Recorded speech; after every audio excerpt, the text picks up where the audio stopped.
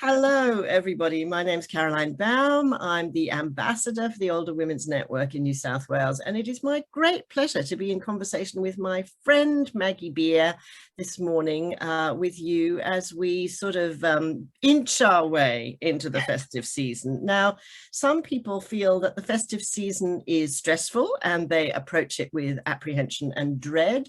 So who better to help us navigate this time of year than Maggie, who is ever smiling, ever cheerful, ever calm, and who has kept us company as well through lockdown with her Instagram cooking classes. Before we get started, I would like to acknowledge that I am on Dharawal country, the country of the Wadi Wadi people, and pay my respects to the traditional owners and to any Aboriginal people who are joining us today. So we have a short session with Maggie because Maggie was just saying to us off air that this is the kind of concertina time of year where everything is packed in really, really tight.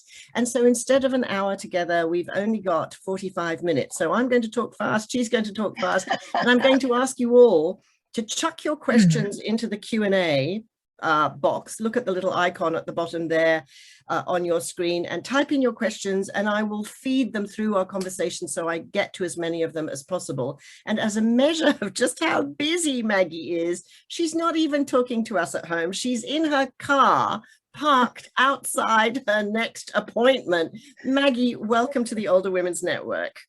Thank you, Caroline. I'm thrilled to talk to you at any time. Now, look, I want to ask you how you coped with lockdown personally, because you're a very extrovert personality and you feed on your contact with people and on communicating and sharing with people. So did you find it difficult, and did you immediately think of Instagram as the way to do that? Well, interestingly, I'm extrovert on one side and introvert on the other because I need lots of private time alone or just with my close family. But what I used Instagram for lockdown was to thank people because they had been extraordinarily kind to me. So that's how it all started. Because in lockdown, I thought it was a beautiful time because at home. I'm surrounded by a garden, our own produce. We're on a farm with 20 acres of land. I always have a pantry full. I was never short of anything.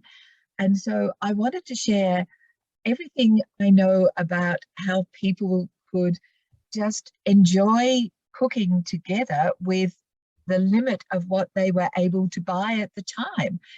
It's a delight for me. Look, I was very struck by the fact that what you cooked was often very simple. And I think that, I think people like Jamie Oliver have taught us that if you can't get a meal on the table in 20 minutes, you're kind of doing something wrong. Do you think that you've noticed that Instagram is about promoting things that are quick and easy and simple to do? Is that where we're going? Well, I think Instagram is the vehicle for just that.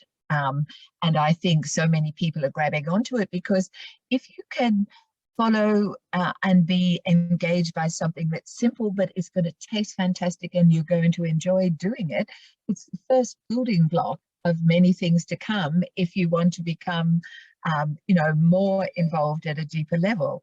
But look, it's a great tool. It is, isn't it?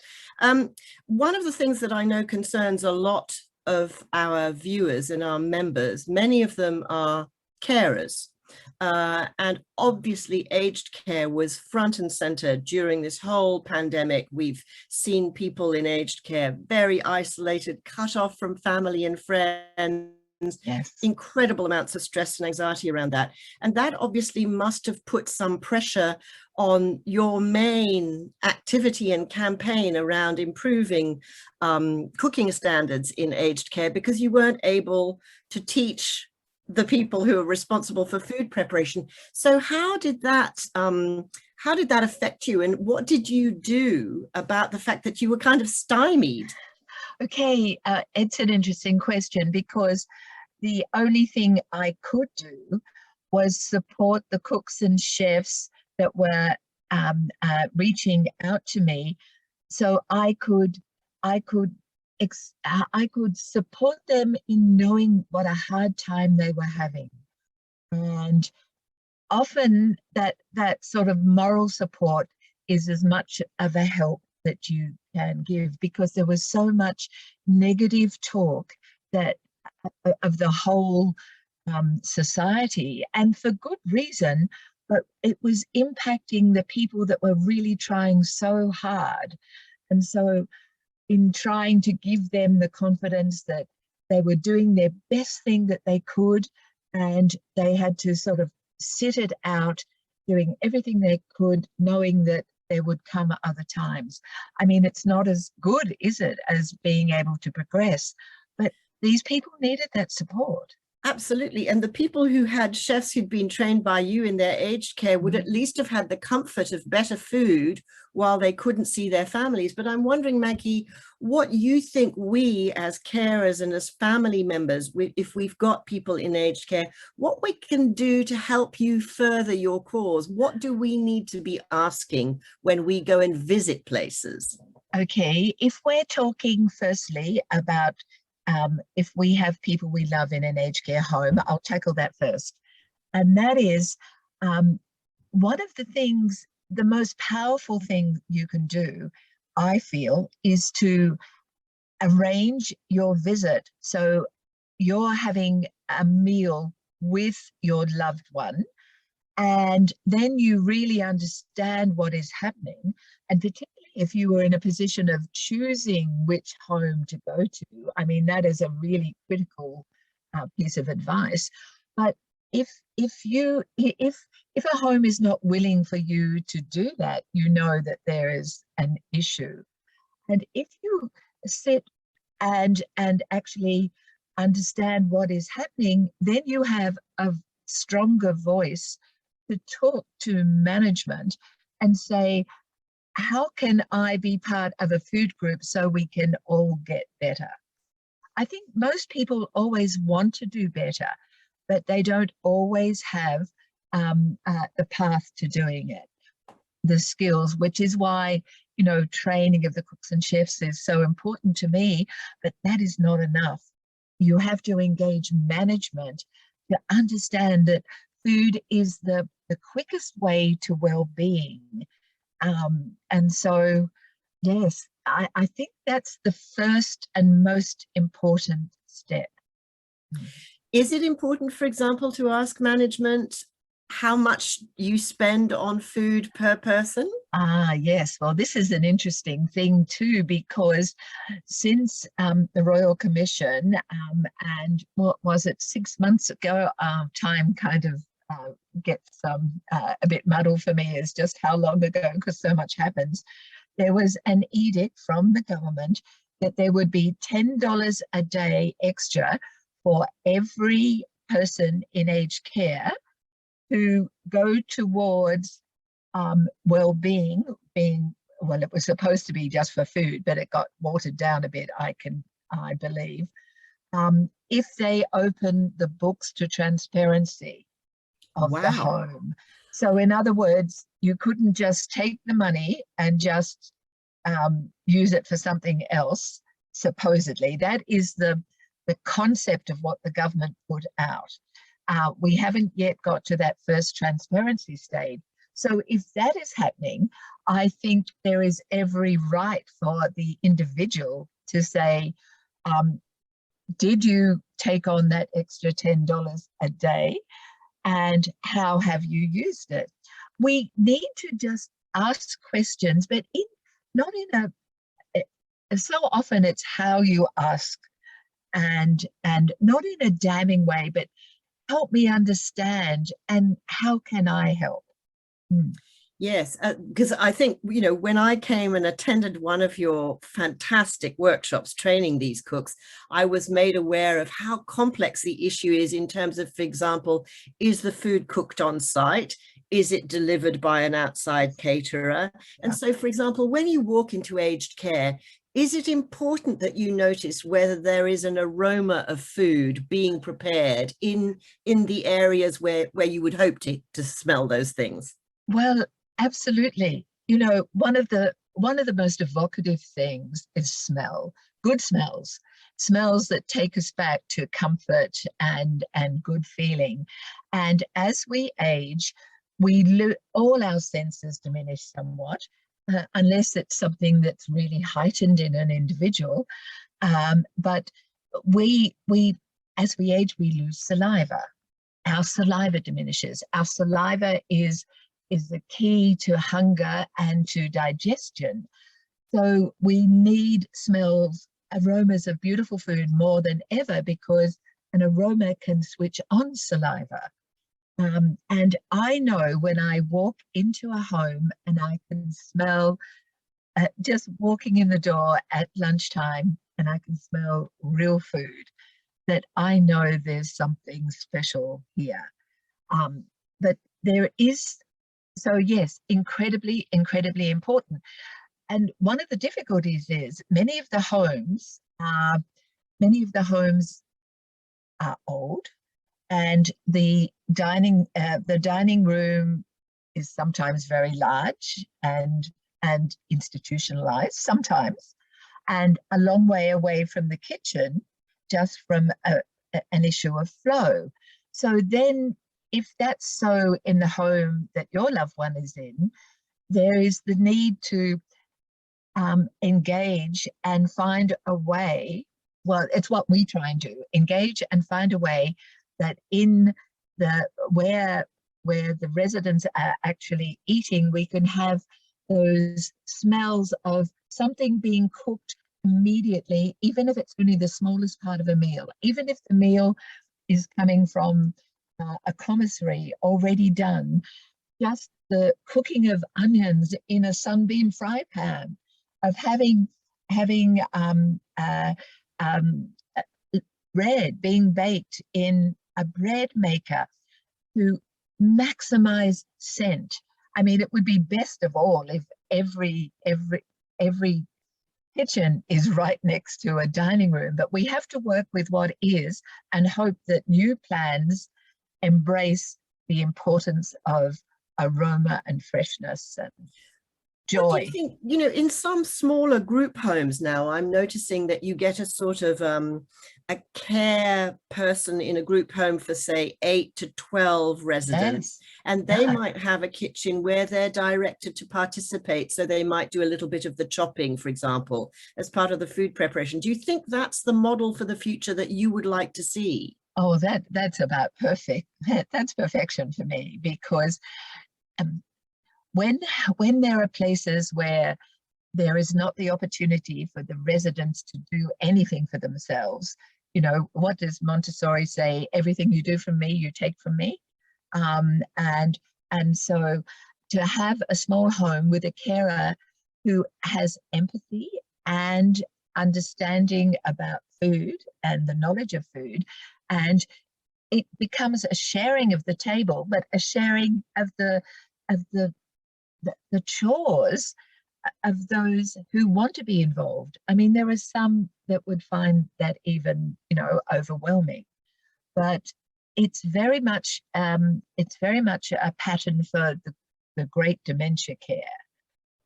But I think it has great opportunity for any. But there is so much infrastructure that we need to change to make the most of it. So we have to work at everything we can while things do change. Now, I'm really interested about this, Maggie, because I think that when you took this on, you can't possibly have known what you were taking on, because really you're talking about things that are systemic. You're talking about policy. Yes. You're a cook. How could you possibly be expected to embrace the huge kind of political infrastructure that you're actually challenging? It's not nearly as simple as it sounds. And so when you did all of this, has it been a big shock? Has it been a big learning curve? What's been the biggest challenge for you in your commitment to this campaign? Well, firstly, you're right. I started off incredibly naive, believing that, and I still believe this, food is as the center of the plate, beautiful food can change everything, but it can't change it on its own. it has to be the whole of home, wanting always to do better, understanding what a beautiful meal does for well-being. The quickest route to well-being is such. So I have learned so much in the last 7 years. I've learned about just how difficult it is from every person's perspective. And I know of all the bad things, but I also know how, if we have this collective of every part of aged care wanting to make change, which is happening, then we can do it together. But one individual can't. But as soon as you have a cook or chef who's passionate and has the skill, the knowledge, the empathy for people, and a management that wants to be part of this, my gosh, the things that you can do in every individual home. But you can't, there are so many brick walls. Yeah. For many, many people. And but it's got to start. There's got to be a champion, and it can come from either end. But then the one champion is not enough. It has to be a group of champions. So what would you say has been your biggest win so far? The biggest win so far is the Department of Health asking my foundation to put on the Congress that happened in Sydney at the middle of February this year. And only just now, the last 3 weeks, we were able to release a report of that. But what it was 130 people in the room, or some, because of lockdown, some were zoomed in from Western Australia and other states. But it was a conversation listening to every part of aged care, to the dietitians, to the oral health people, to the speech pathologists, to the cooks, to the chefs, to the carers, really listening to each other. And then Deloitte put together this report of the findings, and the collaborative energy that we can together change. But now that the report is out, we now have to go that next step, and we're trying to put together what we're calling an alliance of the willing, because we can only make change on a broader scale if we have alliances. And once again, we can't do everything, no one person, but it was a breaking down of silos, listening to each other, because no one group, ourselves included, can possibly on their own be the whole solution. So you are forming coalitions. I love that. And that's what we need. Otherwise, we have all these things we know we can do, but we have to implement them. We can't just have wonderful ideas and them not going anywhere. No, absolutely. My coffee's just been delivered. Sorry, I won't rub that in. You have a swig of your water. Now, there's a question that's come through from Rosalind Poole, which I think is a very important one, about the problem of pureed diet and how to make food appealing for people with swallowing difficulties. And we know that swallowing difficulties affect people with all sorts of degenerative diseases, including Parkinson's, Alzheimer's. So this is a really important area, because a lot of the traditional pureed food is ghastly. Yes, exactly, Caroline. Well, this definitely has become a real focus for the foundation. For myself, I am lucky enough to work with a chef who's become part of the foundation, but because we run on the smell of an oily rag, I only have her 2 days a week. But her, she's a young woman who actually had swallowing difficulties herself, and a passionate chef, driven by flavor, and works when she's not working with me. She works at the front line of aged care. So she had the passion, the understanding and the empathy, the skill and the creativity, and also that understanding of the barriers to a kitchen who is having to deal with 10 different um, uh, 10 different dietary conditions. So between that and Peter Morgan-Jones from Hammond Homes, those two people have we pulled together in our online training video that will be now released at the end of January, where this food can, with this skill and knowledge and care, can be as full of flavor as any food. But it's like an art form, but it's there to be learnt. But it takes the use of fresh vegetables, never frozen, to the addition of butter and cheese and cream and all the great things that are going to give the flavor, of spices and fresh herbs to pop. We have to have that burst of flavor to stimulate the appetite. Dysphagia is really an issue that needs such addressing, but we are, and it can be. So go to our foundation website, and yes, as of the end of January, we hope that our education units will go into about 2,000 homes.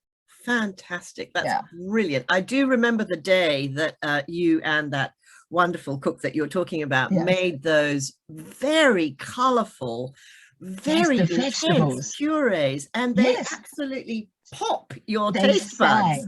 They sang. That's Amanda Orchard and Peter Morgan-Jones have just given me so much. Yes, they're really fantastic assets on your team. Now, Maggie, you are a role model really for so many women, not just the women in the Older Women's Network, but many, many other women around the country. You're very active. You've got this very strong sense of purpose and engagement. You're always very upbeat and very positive, which is not to say that life has always been easy for you. But a few years ago, you took a good look at your own health, and you've undergone a little bit of a sort of a transformation. I think that you did some work with Professor Ralph Martin's, this fabulous book, which I use all the time. There's a terrific cheesecake in here, for God's sake. A healthy cheesecake, who knew? This is 200 delicious recipes to reduce your chances of Alzheimer's and other lifestyle diseases. You lost weight, you gave yourself a whole kind of makeover. So is there anything in particular that you've done recently to add to what you eat or to change something up a little bit? Look, I've been a very lucky person, having had a great food background from my parents, really exciting food driven by produce, which, considering I'm just about to turn 77, you've got to go back as to how ordinary food was in those post-war times.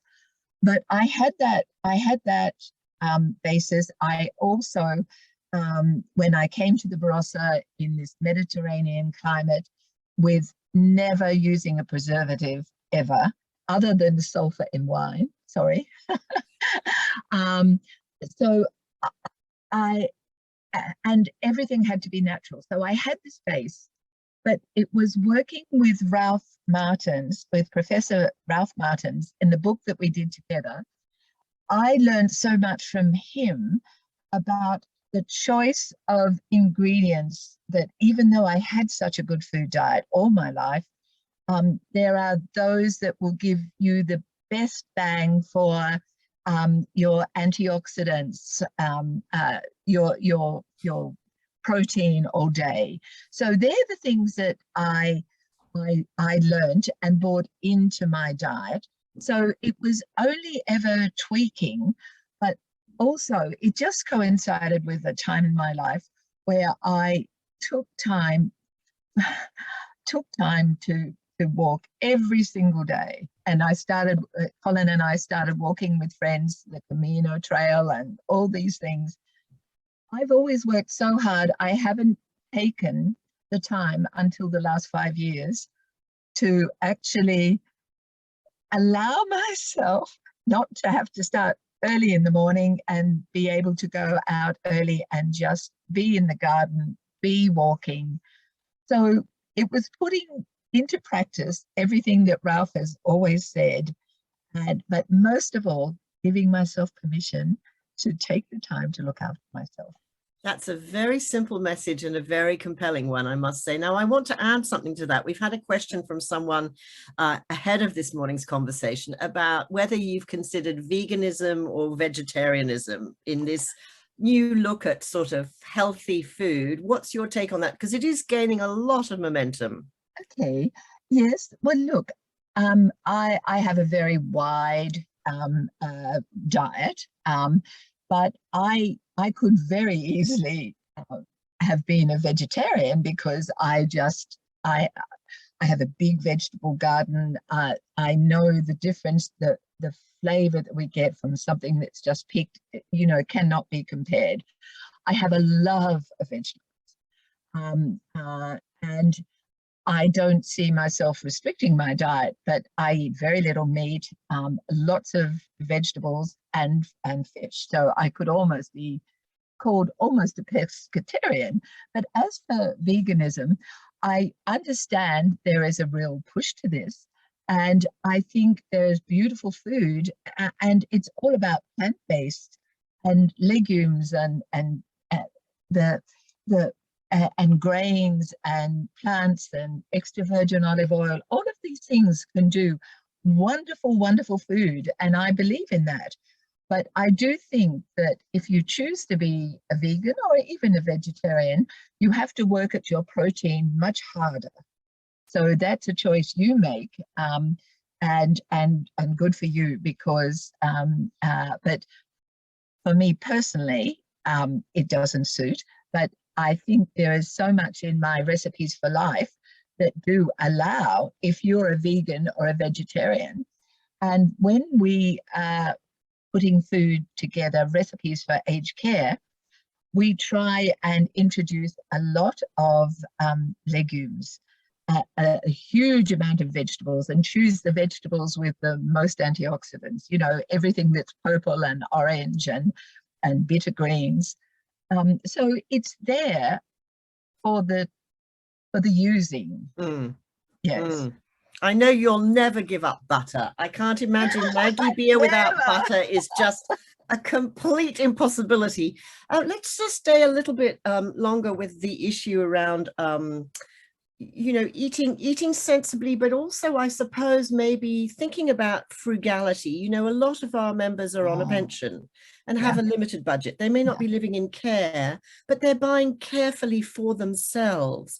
Yes. So what do you think is the key to tasty frugality?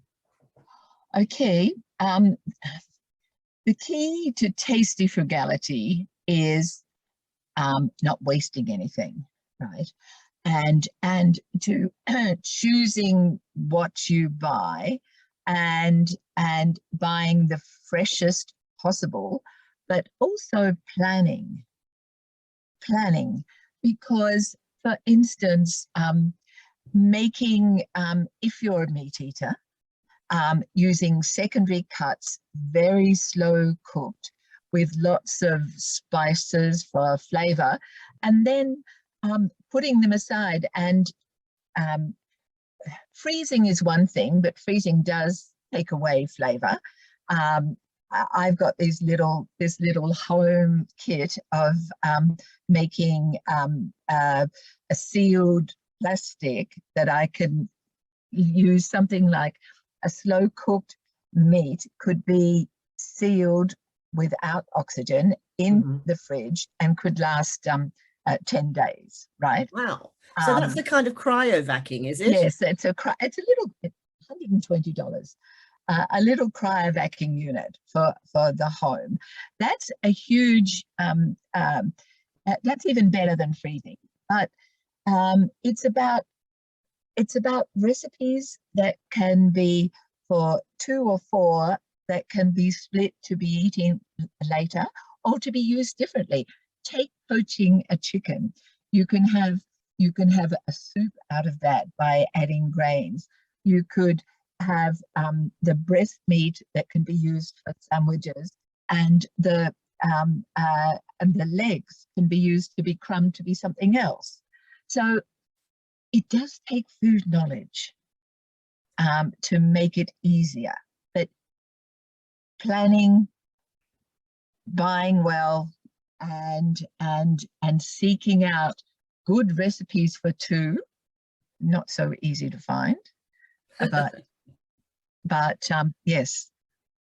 That's and interesting. not wasting a thing. Not wasting a thing. You know, when I've got vegetables in the crisper that that because I've been so busy, I've let go, I'll make a frittata. I'll roast them with extra virgin olive oil and some herbs from the garden, and I'll just pour yogurt over them or ricotta, and it's a meal. So, and that comes from knowing how to look after food and knowing, but I find it so easy.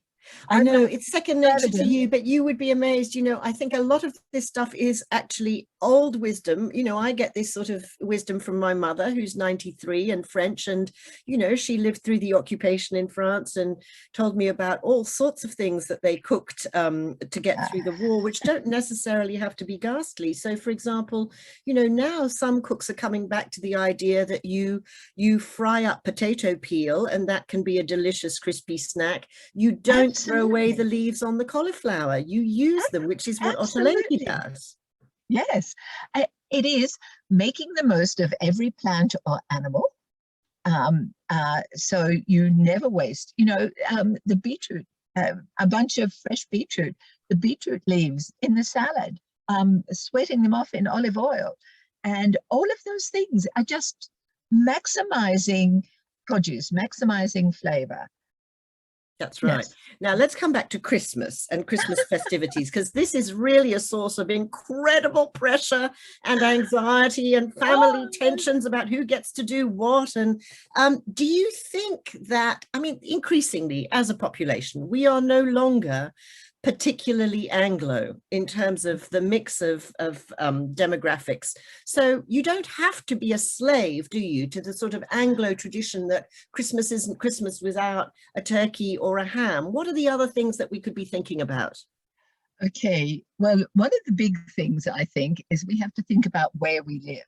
If we live by the coast, therefore it should be seafood, right? If we live inland and there are poultry growers, well, yes, it could be turkey, but it could be a beautiful chook with a fantastic stuffing. It could be a goose, as it is in our home.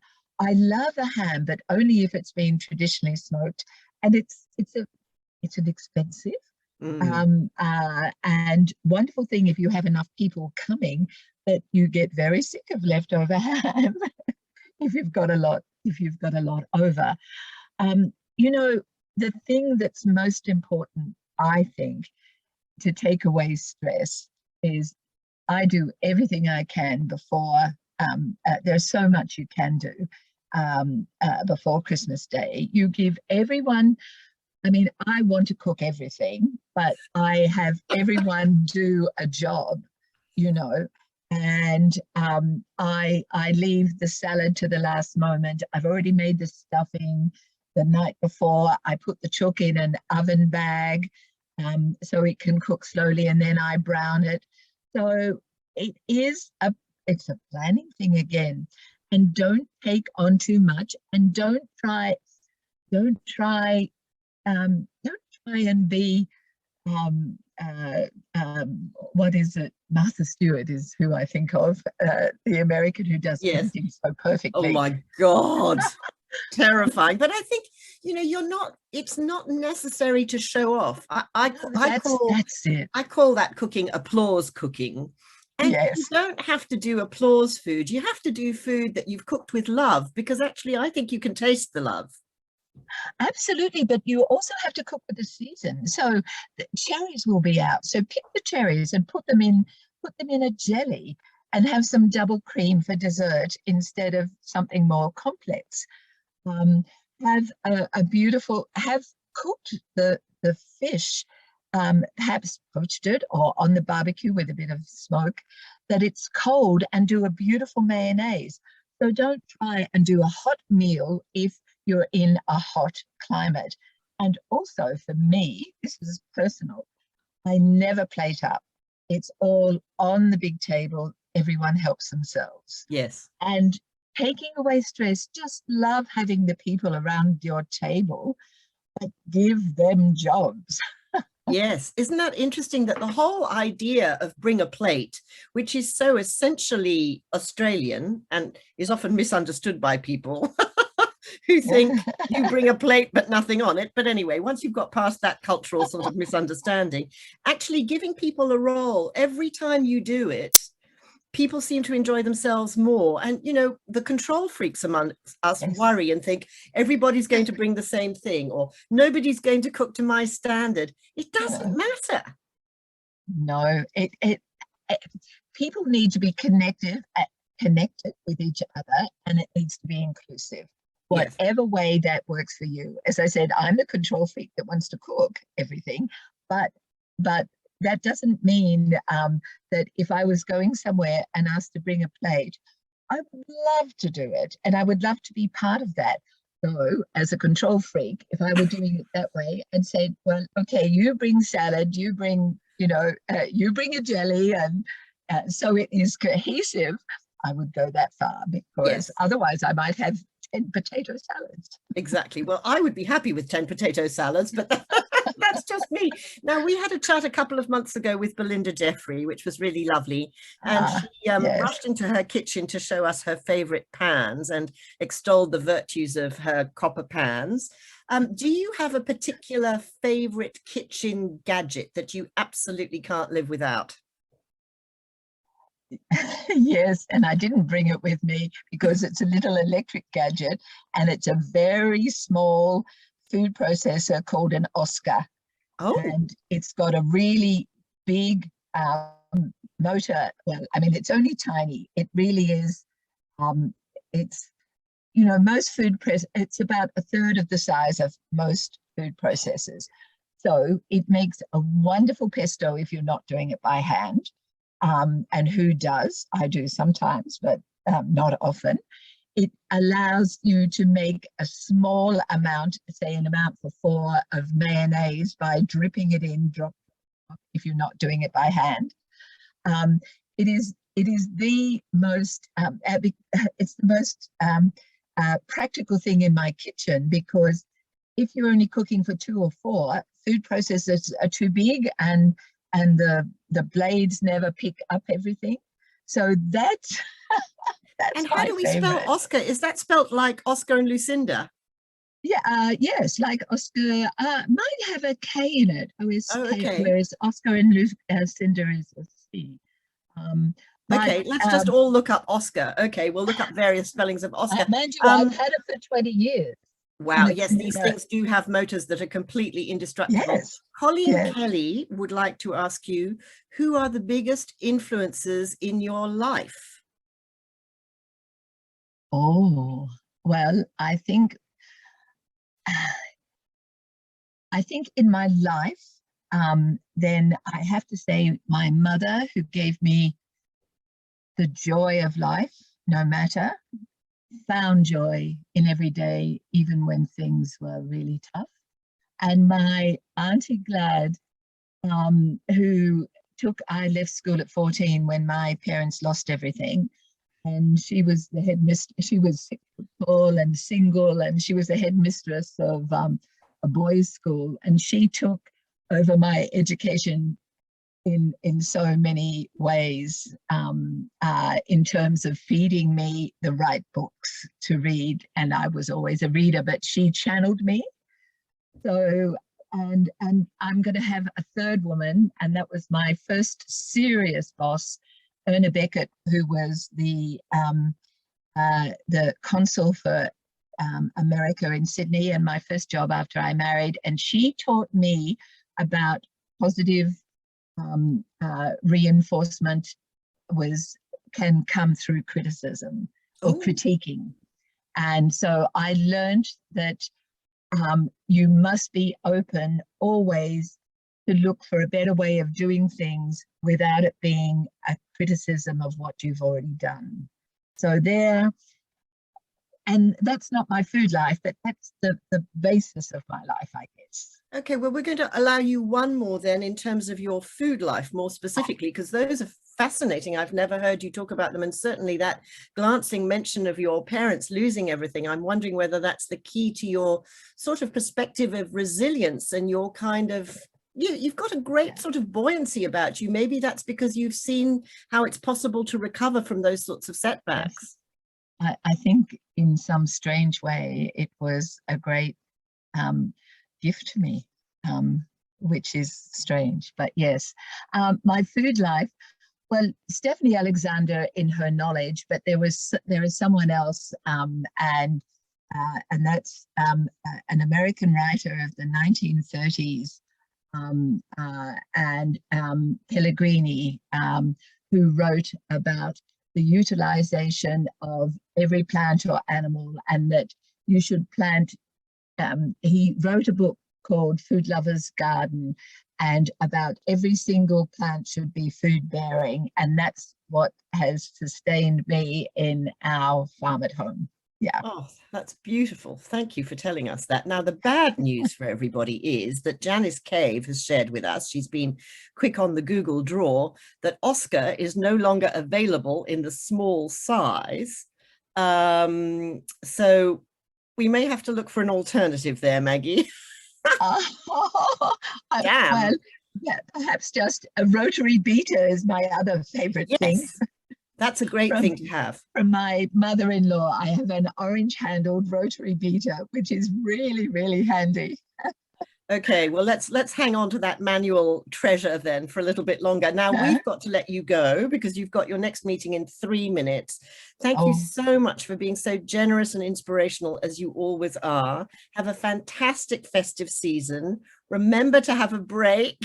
Remember not to cook everything yourself. And we look forward to seeing you on our screens or wherever we have the opportunity. And in the meantime, we will take all your advice about how to help people in aged care have better food very much to heart. Thank you for that campaign. It is so important. Thank you, Caroline. And to everyone, I just hope you're surrounded by people you love and share your food with love, as you say. Yeah, Caroline. Thank you. Thank you so much. Just that. Bye now. Happy Christmas. Happy New Year. Happy Christmas.